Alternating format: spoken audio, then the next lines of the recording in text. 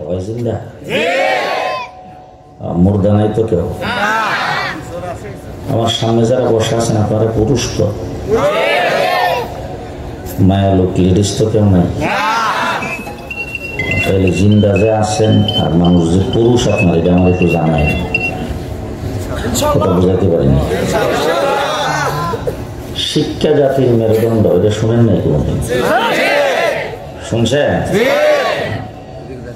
বর্তমানে আমাদের দেশের যারা বড় বড় বুদ্ধিজীবী টকশো করে, টকশোতে বসে বলেন শিক্ষা জাতির প্রাণ, শিক্ষা জাতির প্রাণ।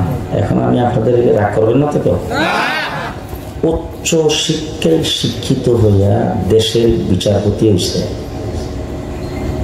বর্ডার ফাঁসের সময় ধরা পড়ছে 70 লাখ। এই শিক্ষা জাতির মেরুদণ্ড। যারা কথা না কবে এরা কাওয়া কাদের দলের লোক। এই শিক্ষা জাতির মেরুদণ্ড। উচ্চ শিক্ষায় শিক্ষিত হইয়া ইউনিভার্সিটি পাস করে, পিএইচডি করে,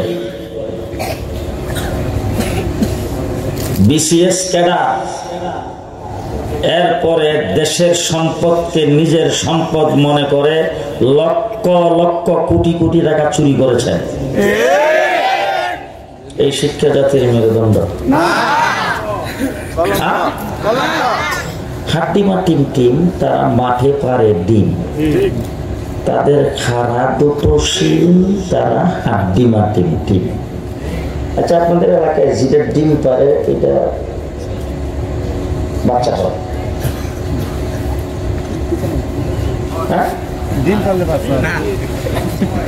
মানে যেটা ডিম পারে এটা সিংগুড়ে, আর যেটা সিংগুড়ি এটা ডিম পারে। এই যে কথাটা, কবিতাটা, এটা কি মিথ্যা না সত্য? এই মিথ্যা শিক্ষা কোনদিন জাতির মেরুদণ্ড হতে পারে? আমাদের দেশের যত শিক্ষা প্রতিষ্ঠান আছে সমস্ত শিক্ষা প্রতিষ্ঠান পাঠদায়, ক্লাস টাইমে শুরু, ক্লাস শেষ, বিদায়। এরপর কি ফেসবুক দেখলো, মোবাইল নিয়ে বসে দিল, পার্কে গেল, সিনেমা হলে গেল, কোথায় কি করলো এইটা দেখার দায়িত্ব কোনো শিক্ষকের নাই।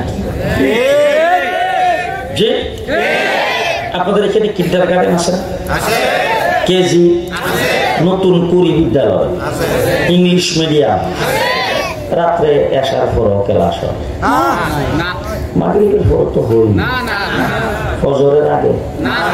যে খুব ভালো করে মনে রাখবেন, একমাত্র শুধুমাত্র কেবলমাত্র যাদের মাথায় পাগড়ি পরাই দিলাম, কওমি মাদ্রাসা 24 ঘন্টা উস্তাদ ছাত্রদের পেছনে মেহনত করে,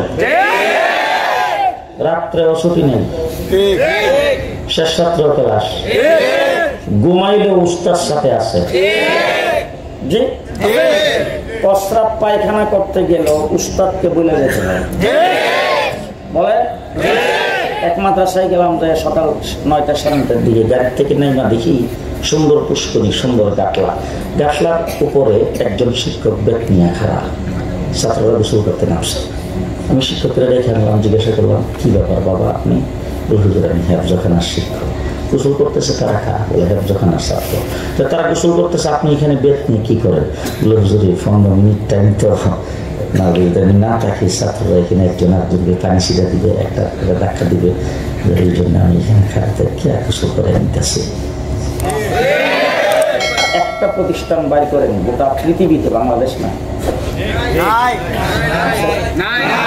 আছে 24 ঘন্টা, রাত্র ছুটি নাই, শুক্রবারও ছুটি নাই, ছুটির দিনেও ছুটি নাই, 24 ঘন্টা উস্তাদ ছাত্রদের পেছনে মেহনত করে, তার নাম কওমি মাদ্রাসা।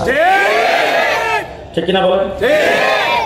2 নম্বর কওমি মাদ্রাসা। আপনারা বলেন তো দেখি, কত বছর বয়স হইলে আর আপনাদের এলাকায় যে ওই কিন্ডারগার্টেন আছে, কেজি আছে, এখানে যদি আপনার বাচ্চাটাকে ভর্তি করেন, আমাদের ঢাকা শহরে দেখছি ছোট বাচ্চা ভর্তি করছে, স্কুলে নিয়ে যাইতেছে, কোলে বাচ্চা, মা কোলে ঘুমে গেছে। এরকম ছোট বাচ্চা স্কুলে ভর্তি করছে, খুব শখ তাড়াতাড়ি পড়াইতো। এই শখের বাচ্চাটাকে স্কুলে দেওয়ার পরে যে স্কুলে ভর্তি করছেন সেই স্কুলের একজন মাস্টারকে যদি যাই বলেন, স্যার আমার বাচ্চাটা খুব শখ, তার মারও শখ, একটু ভালো শিক্ষা দেওয়ার জন্য আপনি যদি আধা ঘন্টা আমার বাচ্চাদের একটু আলাদা করে দেখাইতেন, এ বি সি ডি ক খ গ গ সরাই 1 2 3 এগুলি যদি একটু দেখাইতেন। কারণ বাসায় গেলে স্যার আমরা যতই বলি বই নিয়ে বসে না, আমরা যতই বলি পড়াইতে পারি না, হ্যাঁ মোবাইল নিয়ে বসে থাকে। তো স্যার আপনি যদি একটু আধা ঘন্টা সময় দিতেন। আমি আপনাদের জিজ্ঞেস করতে চাই, এখন কোনো বাচ্চার দায়িত্ব যদি কোনো শিক্ষককে দেওয়া হয়, প্রাইভেট টিউশন ফি লাগবে না তো?